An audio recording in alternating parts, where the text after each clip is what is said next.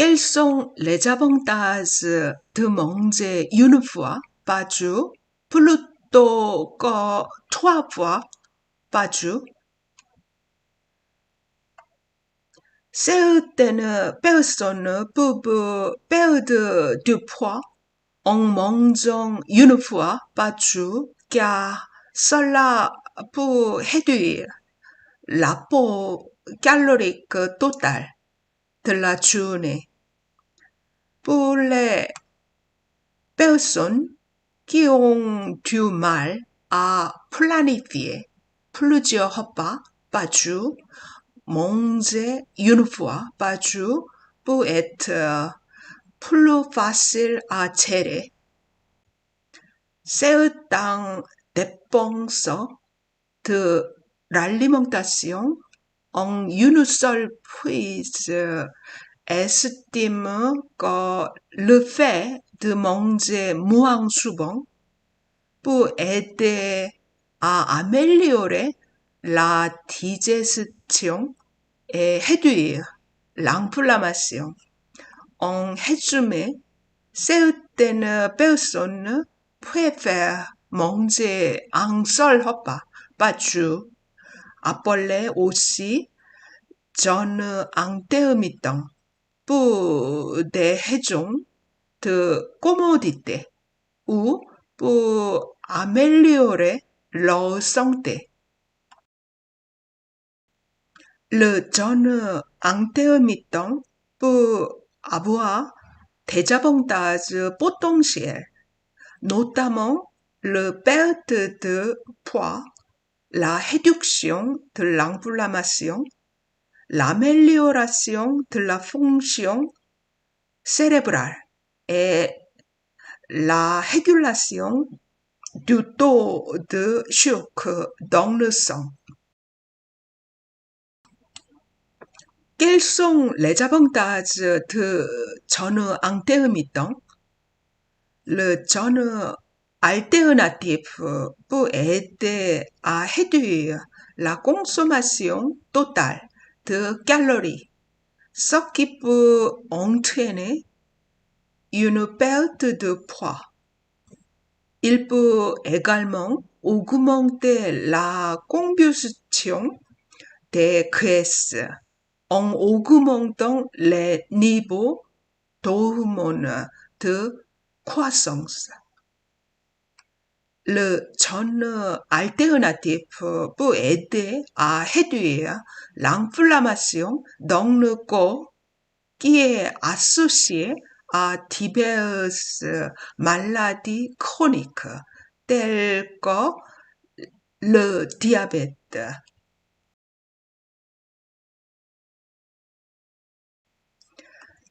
Le jeûne alternatif peut aider à améliorer la sensibilité à l'insuline et à réduire les niveaux de glucose dans le sang, ce qui peut être bénéfique pour les personnes atteintes de diabète ou de prédiabète. Le jeûne alternatif peut aider à réduire les facteurs de risque de maladies cardiovasculaires, notamment la tension artérielle, les taux de cholestérol et les niveaux de triglycérides.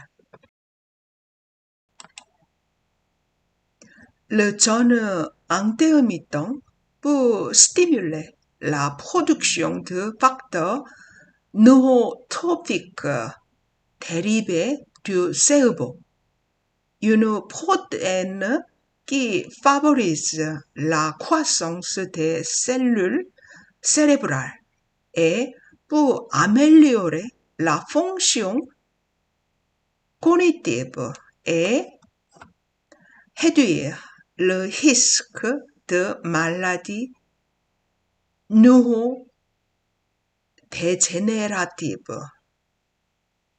Pourquoi est mieux de manger les produits naturels que les produits transformés pour réduire le poids. Les aliments naturels tels que les fruits, les légumes, les noix et les graines sont riches en nutriments tels que les vitamines, les minéraux, les fibres et les antioxydants. Les aliments transformés sont riches en calories et en graisses saturées et en sucre ajouté. Les aliments transformés sont souvent riches en sel, en sucre et en graisse, qui peuvent stimuler l'appétit et vous amener à manger plus que nécessaire. Les aliments transformés ont souvent un indice glycémique élevé, ce qui signifie qu'ils peuvent provoquer une augmentation rapide de la glycémie suivie d'une chute rapide, ce qui peut entraîner des fringales et une suralimentation. Les aliments naturels, en revanche, ont tendance à avoir un indice glycémique plus bas, ce qui peut aider à réguler les niveaux de sucre dans le sang et à réduire les fringales. Pendant quel jour peut-on survivre sans nourriture? Après 8 à 12 heures de jeûne, le corps commence à brûler des réserves de glycogène, glucides stockés dans les muscles et le foie. Après environ 24 heures de jeûne, le corps commence à brûler des graisses pour produire de l'énergie. Après environ 3 jours de jeûne, le corps commence à décomposer les protéines musculaires pour produire de l'énergie. Au-delà de 3 semaines de privation de nourriture, les risques pour la santé deviennent de plus en plus graves, notamment la déshydratation, les problèmes rénaux, l'insuffisance cardiaque, les troubles mentaux et même la mort. Comment peut-on perdre le poids mentalement? Fixer des objectifs réalistes et spécifiques pour la perte de poids et établissez un plan pour les atteindre. En ayant un but clair en tête, cela peut aider à se motiver et à rester concentré sur ses efforts. Souvent, nous mangeons en réponse à des émotions telles que le stress, l'ennui ou la tristesse. Apprenez à identifier les émotions qui vous poussent à manger et trouver des alternatives pour les gérer, sans avoir recours à la nourriture. La pleine conscience consiste à être présent et conscient de ses sensations physiques et mentales, sans jugement. Cela peut aider à identifier les signaux de faim et de satiété et à éviter la suralimentation. La perte de poids peut être difficile. Il est donc important de se montrer endurance avec soi-même et de ne pas se décourager en cas d'échec. Accepter les erreurs et les revers comme des occasions d'apprendre et de grandir. Trouver des personnes de confiance pour vous soutenir dans votre démarche de perte de poids. Qu'il s'agisse d'amis, de membres de la famille ou d'un coach de vie. Leur soutien et leur encouragement peuvent vous aider à maintenir votre motivation tout au long du processus. Pourquoi les religions utilisent le jeûne comme un moyen? Le jeûne est utilisé comme un moyen dans plusieurs religions pour différentes raisons. Dans de nombreuses religions, le jeûne est considéré comme une pratique qui renforce la discipline spirituelle. Il est considéré comme un moyen de se priver de nourriture pour se rapprocher de Dieu et pour se concentrer sur la prière, la méditation ou la réflexion. Dans certaines religions, le jeûne est considéré comme une pratique de purification. En s'abstenant de nourriture, les croyants peuvent purifier leur corps et leur esprit. Cette pratique peut également aider à éliminer les toxines et les impuretés du corps.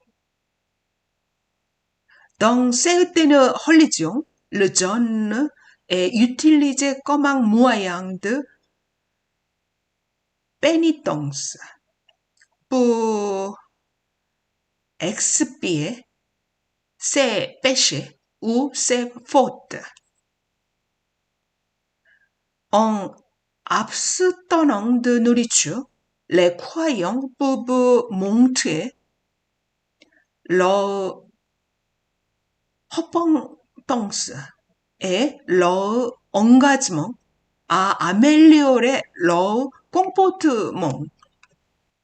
Le jeûne est parfois utilisé comme un moyen de montrer sa solidarité avec les personnes qui souffrent de la faim.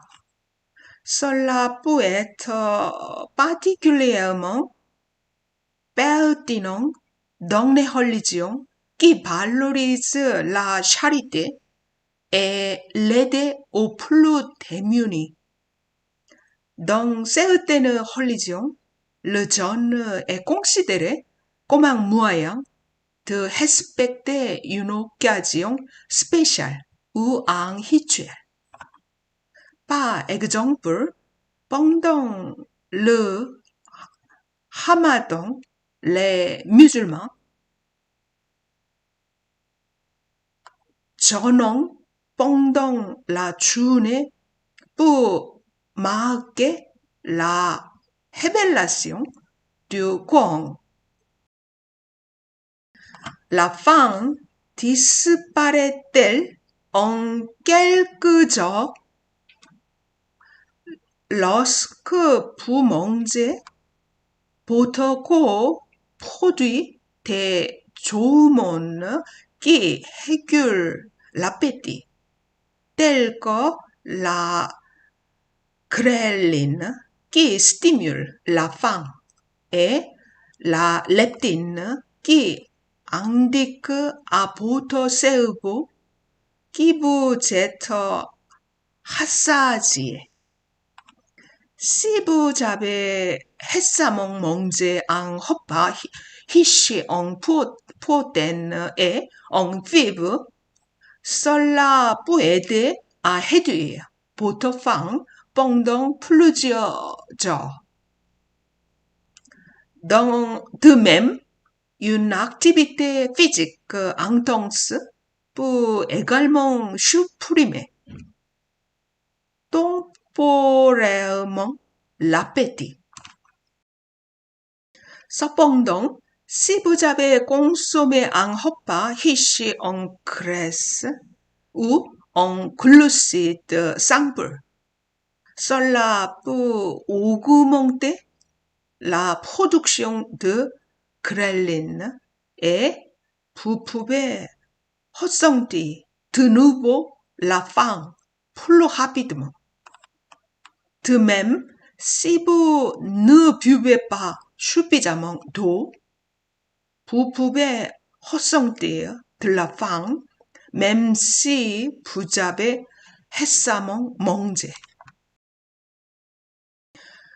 Vous venez de répondre que glucides simples et les graisses stimulent l'appétit. Je comprends que les glucides simples stimulent l'appétit, mais pourquoi les graisses font-elles cela aussi? Lorsque vous consommez des aliments riches en graisse, ils restent plus longtemps dans l'estomac avant d'être digérés et ce qui peut retarder la sensation de satiété et prolonger la durée de la faim. De plus, les graisses peuvent stimuler la production de ghreline, une hormone qui stimule l'appétit. Vous venez de répondre que glucides simples et les graisses stimulent l'appétit. Je comprends que les glucides simples stimulent l'appétit, mais pourquoi les graisses font-elles cela aussi? Lorsque vous consommez des aliments riches en graisse, ils restent plus longtemps dans l'estomac avant d'être digérés et ce qui peut retarder la sensation de satiété et prolonger la durée de la faim. De plus, les graisses peuvent stimuler la production de ghrelin, une hormone qui stimule l'appétit. Cependant, il est important de noter que toutes les graisses ne sont pas créées égales en termes d'effet sur l'appétit. Les graisses insaturées telles que celles que l'on trouve dans les noix, les graines, les avocats et les poissons gras peuvent en fait aider à réduire l'appétit et à augmenter la sensation de satiété. En revanche, les graisses saturées, telles que celles que l'on trouve dans les aliments transformés et les viandes grasses, peuvent augmenter le risque de prise de poids et d'obésité, ainsi que de problèmes de santé connexes.